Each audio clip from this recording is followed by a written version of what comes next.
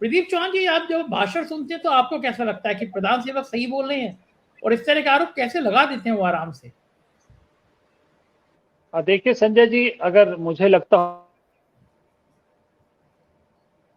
बैठा होता है किसी टीवी चैनल पे बैठा होता है इस वक्त, क्योंकि उनको ऐसे आदमी की बहुत तलाश रहती है जो बस कह दे कि प्रधानमंत्री जो बोलते हैं अच्छे बोलते हैं। और मेरे तो बहुत पुराने साथी हैं, क्योंकि एनडीटीवी को छोड़ के बाकी सब चैनलों में मैंने काम किया है। लेकिन बात यह है कि देखिए, दरअसल जो मीनू जी ने बात कही ना, उससे मैं बहुत एग्री करता हूँ, क्योंकि मैं ना अपनी ताउम्र जो है, जब तक संपादक बना तब तक एक्चुअल में रिपोर्टर में रहा, तो मुझे फील्ड में जाने का बड़ा शौक है। तो अभी भी मैं जब तक जनता के बीच जाके ऐसी हवा नहीं ले लेता ना, तो चीजें मुझे तब तक समझ में नहीं आती। लेकिन जब मैं आजकल जनता के बीच में जाता हूँ ना, तो ये चीज मीनू जी वाली बात बिल्कुल सही है। लोग कहते हैं कि भाई देखो क्या फर्क पड़ता है, अगर एक डॉक्टर का बेटा डॉक्टर बन रहा है तो क्या चक्कर है, अगर एक्टर का बेटा एक्टर बन रहा है तो क्या प्रॉब्लम है, बिजनेसमैन अपने बेटे को अपनी गद्दी पे बिठाता है तो क्या प्रॉब्लम है, तो अगर कोई पॉलिटिशियन का बेटा पॉलिटिशियन बन रहा है तो क्या प्रॉब्लम है। जब तक वो देश के लिए अच्छा काम कर रहा है, उससे कोई दिक्कत नहीं होनी चाहिए। तो इसलिए परिवारवाद वाला मुद्दा चिपक नहीं रहा, बिल्कुल भी नहीं चिपक रहा। और लोग साथ में ये भी कहते हैं कि जब बीजेपी परिवारवाद की बात करती है तो सिर्फ वो एक ही परिवार की बात करती है, बाकियों की बात क्यों नहीं करती। रही बात भ्रष्टाचार की, भ्रष्टाचार देखिए, प्रधानमंत्री के पास, जैसे उन्होंने अपने सांसदों को भी बैठक में कहा कि भ्रष्टाचार और परिवारवाद का मुद्दा और सरकार की जो उपलब्धियां हैं उसको लेकर पब्लिक में जाइए। लेकिन उपलब्धि के नाम पे तो कल प्रधानमंत्री खुद नहीं गिना पाए कि क्या क्या उपलब्धि है। वो 5 नंबर की अर्थव्यवस्था के अलावा और कोई बड़ी उपलब्धि उनको गिनाने के लिए है नहीं। लेकिन जब आप 5 नंबर की अर्थव्यवस्था लेके सांसद पब्लिक के बीच जा रहे हैं, तो पब्लिक सबसे पहले ये पूछती है कि 5 नंबर की अर्थव्यवस्था का हम क्या करें, जब हमारे को 300 रुपए किलो टमाटर खरीदना पड़ रहा है, मेरे बच्चे को नौकरी नहीं मिल रही। आप हिमाचल उत्तराखंड में, मीनू जी उत्तराखंड में रहती है, मैं हिमाचल में रहता हूँ, यहाँ पर हर नौजवान बच्चे का पहला सपना होता है, कोई अगर गरीब घर का है, कि फौज में जाने की तैयारी करता है। वो 10th के बाद ही जो है फौज में जाने की तैयारी शुरू कर देता है। लेकिन आपने फौज की नौकरी को एक बना दिया कि 4 साल की पार्ट टाइम जॉब, ऊपर से आपके नेता कहते हैं कि उसके बाद बीजेपी जो है इनको सिक्योरिटी गार्ड की नौकरी दे देगी। तो इस तरह का आपने पूरा सिस्टम जोड़ दिया, तो वहां सारा ये मुद्दा जो है ना, जो उपलब्धियों का, सब खुश हो जाता है। अब भ्रष्टाचार का मुद्दा भी बीजेपी का चिपक नहीं रहा। देखिए, भ्रष्टाचार पे जब आपके चारों तरफ सारे चेहरे गिना दिए, बिलाल साहब ने भी गिना दिए, मीनू जी ने भी गिना दिए, सारे चेहरे तो आपके आसपास ही है। लेकिन जब दूसरी तरफ दिक्कत ये हो रही है कि जब दूसरी तरफ कांग्रेस भ्रष्टाचार का मुद्दा ले रही है, तो लोग उसको फटक पकड़ रहे हैं। हिमाचल में भ्रष्टाचार का मुद्दा पकड़ लिया, कर्नाटक में कांग्रेस का भ्रष्टाचार का मुद्दा चल गया, मध्य प्रदेश में आप कांग्रेस को थोड़ी दिक्कत आ रही थी, उसमें बीजेपी ने हेल्प कर दी, 41 जगह पर एफआईआर दर्ज करा के ठप्पा लगा दिया कि हाँ भ्रष्टाचार का मुद्दा यहाँ पर है। कांग्रेस का भ्रष्टाचार का मुद्दा पकड़ रही है, लेकिन जब बीजेपी यही भ्रष्टाचार का मुद्दा बोलती है तो लोगों के गले से नहीं उतर रही है बात। और ऊपर से अब एक कैग की रिपोर्ट आ गई है। लेकिन हालांकि मुझे इस कैग की रिपोर्ट में थोड़ा सा एक एंगल कुछ और भी नजर आ रहा है कि एनएचएआई से रिलेटेड ही क्यों ज्यादा मामले हैं, कि क्या, कौन है इसका मंत्री, नितिन गडकरी, और नितिन गडकरी की किसके साथ नहीं बनती है। अगर बीजेपी कहीं 220 के आसपास रहती है तो मोदी की रिप्लेसमेंट कौन हो। तो कहीं उसको साइड, उस कांटे को हटाने की कोशिश तो नहीं है। ये भी एक, मैं सोच रहा था कि कहीं ये भी हो सकता है, खैर वो अलग चीज है। पर बात यह है कि प्रधानमंत्री ने जब कल जो भाषण दिया, मैंने अपने पूरे 9 साल जो प्रधानमंत्री को देखा, 9.5 साल में सबसे कमजोर भाषण कल था उनका। जबान उनकी इतनी बार लड़खड़ाई कल, शब्द मुंह में फंस रहे थे, वो कॉन्फिडेंस नहीं दिख रहा था। उन्हें ये लग रहा था कि जो पार्लियामेंट में जो उन्होंने कहा था ना, कि जब अपने अविश्वास प्रस्ताव पे भाषण देने से पहले जब बैठक में कहा था कि लास्ट बॉल पे छक्का मारूंगा मैं आके, वो लास्ट बॉल पे छक्का मारने के चक्कर में पार्लियामेंट में भी क्लीन बोल्ड हो गए।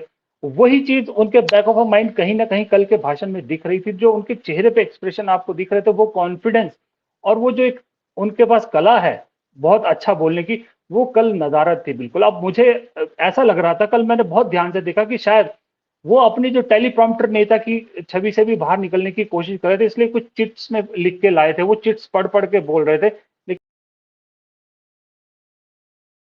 तो अचानक से आप जो है वो पर्ची देख के बोलने लगेंगे तो पब्लिक के बीच लड़खड़ाएंगे ही इतने, पब्लिक के सामने। अगर देखिए, प्रधानमंत्री को अकेले में कैमरा फेस करने का उनको आदत है, लेकिन पब्लिक को फेस करने की उनको आदत नहीं है। इसीलिए आज तक उन्होंने कोई प्रेस कॉन्फ्रेंस, कोई इंटरव्यू नहीं दिया। मतलब वो इंटरव्यू नहीं गिनता मैं, अक्षय कुमार टाइप वाले और दूसरे वाले, प्रॉपर कोई इंटरव्यू नहीं दिया, क्योंकि उनको डर लगता है कि कोई सवाल ना पूछ ले, वो डर भी कल उनके चेहरे पे झलक रहा था। और क्योंकि बहुत सारे लोगों के मैंने प्रोग्राम देखे कल जब उनके बाद थे, तो कईयों ने कहा कि आप पुराने प्रधानमंत्रियों के भाषण सुन लीजिए, लाल किले की प्राचीर से कैसे भाषण दिए थे। तो मैंने भी सर्च करने शुरू किया, तो कोशिश किया कि आखिरी जो 15 अगस्त के दिन था, जो उनका आखिरी वो था, वो सुनूं, मनमोहन सिंह का भी सुना, जो मिले वो सुना, जो पढ़े, किसी ने भी ऐसा भाषण नहीं दिया था। अटल बिहारी वाजपेयी ने भी दिया था। मैं ये कहता हूं कि अगर प्रधानमंत्री ने कल अपनी उपलब्धियां गिनानी थी, गिना दी। 9.5 साल जो किया अच्छी बात है, चलिए प्रधानमंत्री कहता है लाल किले की प्राचीर से कि हमारी सरकार ने ये हासिल किया और ये आगे का। उसके साथ अगर प्रधानमंत्री ये कह देते ना कि चलिए 9.5 साल हमने ये किया लेकिन कुछ गलतियां भी हुई, उसके लिए मैं देश से माफी चाहता हूं। वो चाहे किसानों के साथ हुआ हो, चाहे वो मणिपुर में हुआ हो, चाहे महिला पहलवानों के साथ हुआ, चाहे नोटबंदी के टाइम हुआ हो, चाहे कोरोना के टाइम किसको तकलीफ हुई हो, उन सब के लिए मैं माफी चाहता हूँ। अगर ये एक लाइन बोल देते तो कल पूरा नैरेटिव ही चेंज हो जाता। ये लगता लोगों के दिल में भी बात होती कि यार चलिए इस इंसान ने माफी भी मांगी अपनी गलतियों के लिए, तो हो सकता है जो है वो जिस तरह से वो डिक्लाइन हो रहे हैं, उनकी जो पॉपुलैरिटी है उस पर थोड़ा सा रुकावट आती है, थोड़ा ऊपर आते हैं। लेकिन अब तो आलम यह है कि आप ये सोचिए कि गोदी मीडिया भी ये कहता है कि प्रधानमंत्री की पॉपुलैरिटी तो वहीं की वहीं है, लेकिन राहुल गांधी की बढ़ रही है। अरे भाई, राहुल गांधी की बढ़ेगी तब ना जब वहां से कम होगी। मुकाबला तो 2 ही लोगों में होगा ना। इसका मतलब वहां की कम हो रही तब राहुल गांधी की बढ़ रही है, ऐसी एक साइड से कैसे बढ़ जाएगा। तो ये सारा एक मोटा मोटा आइडिया मिल जाता है कि दरअसल अंदर बहुत अंदर खाते में बहुत घबराहट है, बहुत जो है वो भय बैठ चुका है, इस टाइम बौखलाहट है और आउट ऑफ आइडियाज। सबसे बड़ी बात है आउट ऑफ आइडियाज है, आइडियाज नहीं मिल रहे।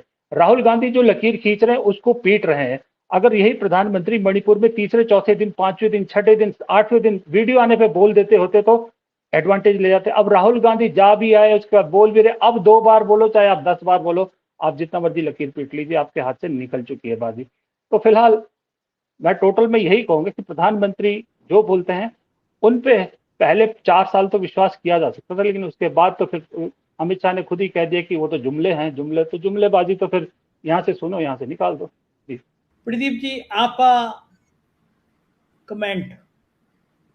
देखिए, मैं तो आनंद जी की बात बिल्कुल सही है। जो कमलनाथ वाली बात इन्होंने बोली वो एक बहुत रॉन्ग मैसेज दे गया। उसकी वजह से जो है वो हो सकता है कमलनाथ को वहां पर फायदा हो जाए, लेकिन ओवरऑल टोटलिटी में आप देखेंगे तो कांग्रेस को नुकसान हुआ है उस चीज से। और दूसरी बात देखिए, प्रधानमंत्री ने जो कल 2 चीजें, मुझे लगता है 2 चीजें बोलूंगा जिसपे मुझे लगता है वो उन्होंने नेशन का इंसल्ट किया। एक तो जब उन्होंने कह दिया कि अगले 15 अगस्त को मैं ये हिसाब रखूंगा, तो यानी कि आपने हम सबको बेवकूफ करार दे दे कि आप चाहे जितना मर्जी जिस मर्जी को वोट दे दीजिए, प्रधानमंत्री तो मैं ही बनूंगा, आपके वोट की कोई वैल्यू नहीं है। इसका मतलब यह है।